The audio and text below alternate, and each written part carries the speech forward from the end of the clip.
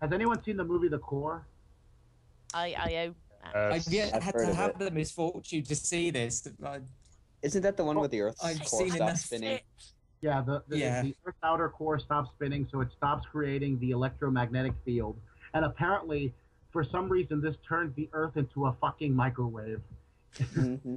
The thing is that it's because it's not blocking. It's not blocking the radiation from the sun. It's not blocking solar radiation. Yeah. But it doesn't work that way. It doesn't work that way. Microwaves are not. Microwaves are electromagnetic radiation. I mean, excuse me.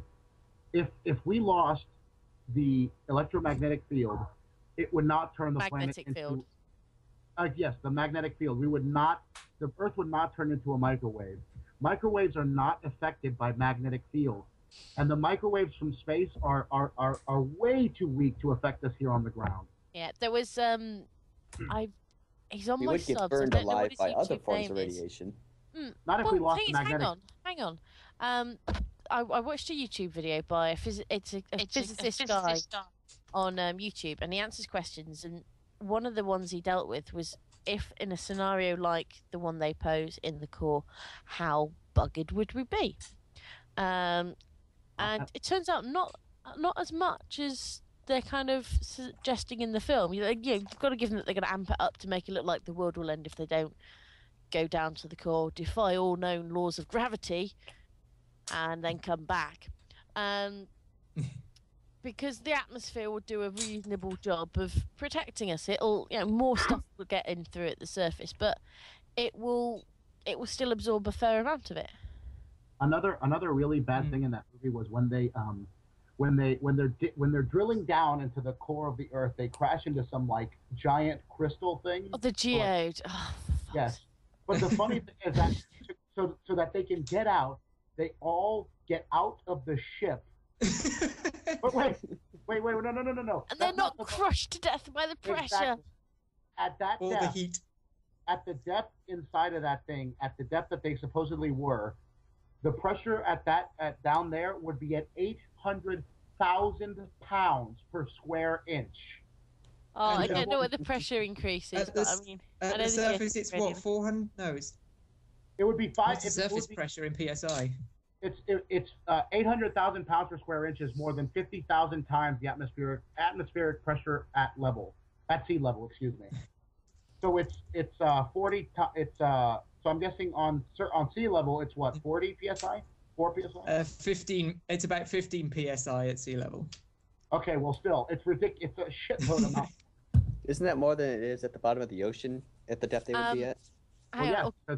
Someone's just asked a question in chat. The organic beekeeper wanted to know if the magnetic field of the Earth stops us losing our atmosphere. No, it wouldn't. No, it's gravity, isn't it? The atmosphere is held here. Gravity, but the thing is, you can shed atmosphere if you're caught in a solar flare, because that will brush the atmosphere off. So if it's diverting some of the particles past, possibly protects us.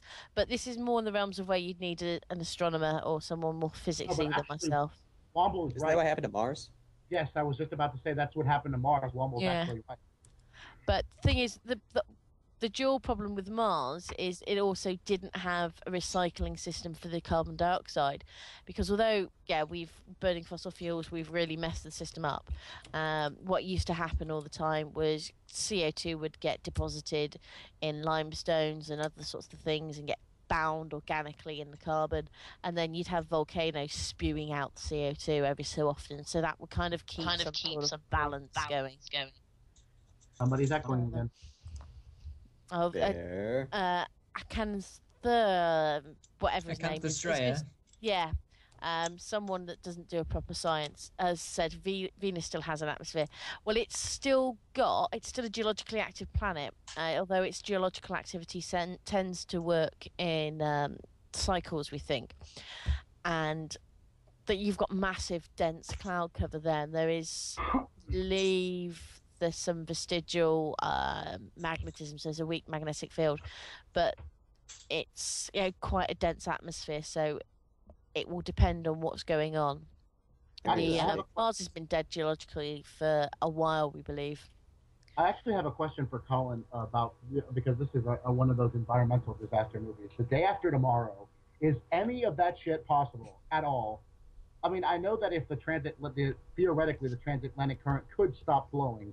However, would that cause super giant monster fucking storms that would just descend on everything and freeze people within 5 seconds? I don't think the frost that chases people down corridors. Exactly. Yes. No, that's not possible. We do have evidence in the climatology that it is possible to stop the Gulf Stream, but it only prolongs the ice age in Europe, if I remember correctly. Yeah, that's what I've heard as well. And would We wouldn't the get giant BP oil hurricanes spill like- shut it down? Sorry, what?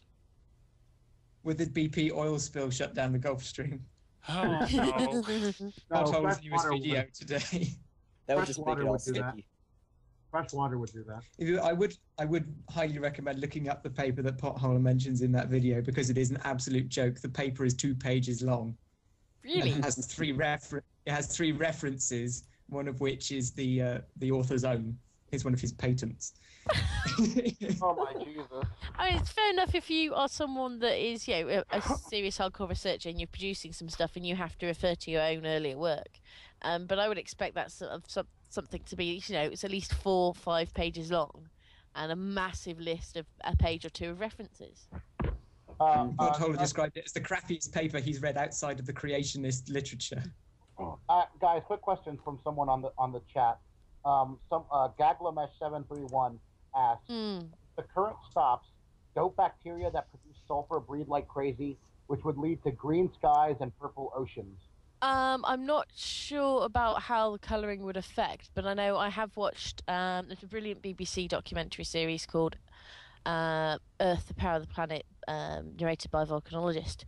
And he, on one of the episodes, he's talking about the oceans, and he's saying how in geological history, one of the global extinction events was down to the ocean current system shutting down and have massive stagnation of the oceans. You had at the bottom massive build-ups of sulfur, and essentially you had the oceans farting into the atmosphere, and that sulfur gas did start to kill the land creatures. The oceans died, or most of the life on the oceans died first, and then the land creatures died sometime after that because the oceans were farting on them. Yay!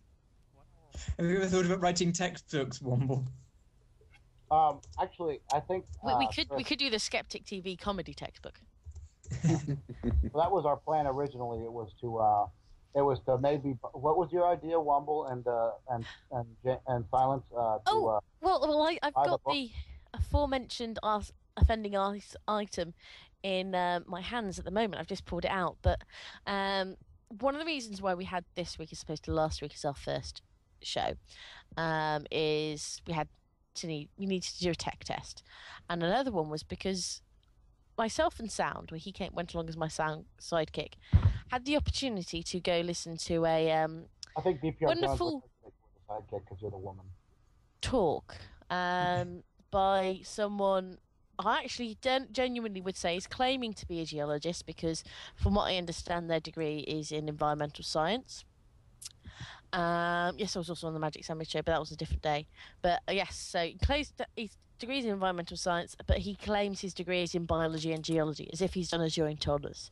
So he is someone claiming to be a geologist, and he's abusing various other bits. And we sat through this lovely 45-minute talk, presentation in inverted commas, on how a certain sandstone was deposited in a flood environment as opposed And to not a desert as everybody thinks.